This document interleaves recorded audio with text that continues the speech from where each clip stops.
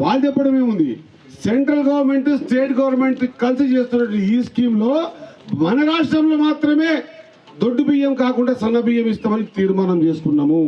మిగతా 16 రాష్ట్రాల భారతీయ జనతా పార్టీ ప్రభుత్వం నడుస్తూ ఉంది. ఆడేందుకు దొడ్డు బియ్యం ఇస్తున్నారు, మనతానికి సన్న బియ్యం ఎందుకు ఇస్తున్నారు? ఎందుకంటే మనతాను మన ముఖ్యమంత్రి గారు లేదా civil supply minister Uttam Kumar Reddy గారు గట్టిగా పట్టుబట్టి పేద మందికి సన్నబియ్యం ఇయ్యాలని ఆలోచనతో ఇస్తున్నాం కాబట్టి మనం ఇయ్యగలుగుతామన్నమాట గుర్తుపెట్టుకోవాల్సిన అవసరం ఉంది. ఇది మన యువకులకు తెలవాల్సిన అవసరం ఉన్నది.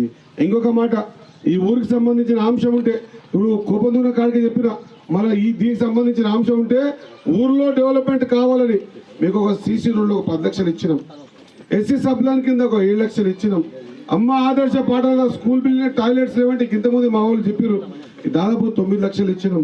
నీళ్లు టానికి నీళ్ళు కాబట్టి 1 లక్ష ఇచ్చినాం. ఈ ఊర్లో ఉన్న రైతులు వాళ్ళ పాస్బుక్లు బ్యాంకులలో పెట్టుకొని అప్పు తెచ్చి కాబ్దానానికి పెట్టుబడి పెడితే కాబ్దానంలో లాస్ వచ్చి సరిగ్గా పంటలు వండక వాళ్ళంతా జర అప్పుల పోతే ప్రభుత్వం మాట ఇచ్చింది ఎలక్షన్స్లలో 12/12/2018 నుంచి 11/12/2023 మధ్య కాలంలో ఉన్నటువంటి 2 లక్షల లోపల ఉన్న రుణమాలని మాఫీ చేస్తామని. మరి అదే మాదిరిగా చాలా మందికి తెలియదు, ఈ ఊర్లో కూడా 280 మంది రైతులు యువకులు బాగినాలే 280 మంది రైతులకు గాను ఎంత ఇచ్చినాం? ఈ చిన్న ఊరికి ఎంత ఇచ్చినాం? 3,24,00,000 రూపాయల మీ అప్పు ప్రభుత్వం మాఫీ చేసిందమ్మా. మీ భర్తలు కాపుదరం చేసిన అప్పు. నేను ఊకే మాట్లాడతలేను, ఎవరి పేరు మీద ఎంత అప్పు మాఫ్ అయిందో కూడా నా దగ్గర లిస్ట్ ఉంది. ఏవో వచ్చిండా,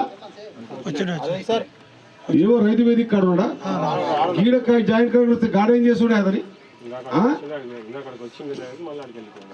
ఉండాలి కదా. ఇక్కడ కలెక్టర్ గారు వచ్చారు, నేను వచ్చిన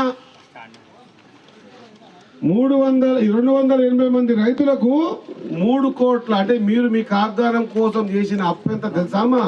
3,24,00,000. 3,20,00,000 రూపాయలు కాదు, 2 రూపాయలు కాదు, 1000 కాదు, 1,00,000 కాదు, 3,24,00,000 రూపాయలు ఇప్పటికే మీ భర్తలు చేసిన నీ కొడుకులు చేసిన కాబ్దానం అప్పు బ్యాంకులల్లో ప్రభుత్వం రుణమాఫీ చేసేదాకా ఒకసారి గట్టిగా సపోర్ట్లను కొట్టరు. మీకు అరే ఇది ఆశామాషి కాదన్నా. గతంలో 1 రూపాయి కూడా మాఫీ కాకపోతుండే. ఒక టిల్లర్కి 10,000 రూపాయలు టిల్లర్ ఉంటే కూడా 5,000 కడితే గతంలో వస్తుండే. ఒక టిల్లర్ ఫ్రీగా ఇవ్వాలి, ఒక కల్టివేటర్ ఫ్రీగా ఇవ్వాలి, ఒక కేజీ బిల్ ఫ్రీగా ఇవ్వాలి, ట్రాక్టర్ ఫ్రీగా ఇవ్వాలి, ఫర్టిలైజర్ ఫ్రీగా ఇవ్వాలి, సబ్సిడీ మీద ఇవ్వాలి. మనం కాపుదానం నాడుకాలం ఫ్యాక్టరీ ఉందే, ఓన్లీ కాపుదానమే కదా నాగర్కర్నూలు ఉన్నది, ఓన్లీ కాపుదానమే కదా. మరి కాపుదానం సంబంధించిన రైతులకు 3,20,00,000 రూపాయల రుణమాఫీ అయిందంటే వాళ్ళ పాస్బుక్ ఫ్రీ అయిందంటే మళ్ళీ అప్పు పుడుతుంది కదా. వాళ్ళ ఇంట్లో పెళ్ళో పంచో చెడ్డో కార్యం అయితే పాస్బుక్ కదా వంతన ఉన్నది. వాడు ఏం చేయాలి? ఇంక రైతుని ఈ దేశంలో ఎవరు నమ్మడా? రైతుని నమ్మేది రైతుని కాదు, రైతు పాస్బుక్ని. రైతు పాస్బుక్లో భూమి ఉందంటేనే వానికి ఏడన్నా బిడ్డ పెళ్లికి అప్పు పుడుతుంది, లేకపోతే అప్పు పుట్టదు. అటువంటి దౌర్భాగ్యమైన పరిస్థితి రైతుది. ఆ రైతు దౌర్భాగ్యమైన పరిస్థితి బాగా కావాలనే కదా ప్రభుత్వం 3,20,00,000 రూపాయలు అప్పు క్లియర్ చేసిందన్న మాట మీరు గుర్తుపెట్టుకోవాల్సిందే మీ అందరితో కోరుకుంటూ. ఇంకొకటి ఇదొక్కటే కాకుండా మా అక్కజనులకు మాట ఇచ్చి గ్యాస్ సిలిండర్లు ఇస్తామని ఈడ 121 మంది మా అక్కజనులకు నెలకు 3,63,000 రూపాయలు మేము గ్యాస్ సిలిండర్ వాళ్ళకి కట్టి 500 రూపాయలకి సిలిండర్ ఇస్తా ఉన్నాం. ఇంకొక గొప్ప మాట చెప్తా, ఈ ఊర్లో ఎవరు కూడా కరెంటు బిల్లులు కట్టడం లేదు. నిజమా కాదా? ఎవరైనా కడుతున్నారా?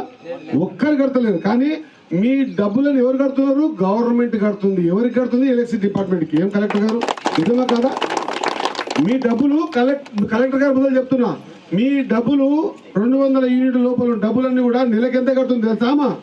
ఇది మీరు తెలుసుకోవాలి. నెలకు 52,000 రూపాయలు, నెలకు 52,000 రూపాయలు మీ కరెంటు బిల్లులు ఎలక్ట్రిసిటీ డిపార్ట్మెంట్కి గవర్నమెంట్ కడుతుంది. నేను ఎందుకు చెప్తున్నా ఈ మాట అంటే ప్రతిదీ కూడా లెక్క తీసుకొచ్చి చెప్పాలి.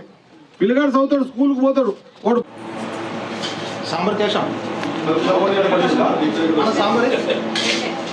పచ్చిపులుసా సాంబార్ అంటే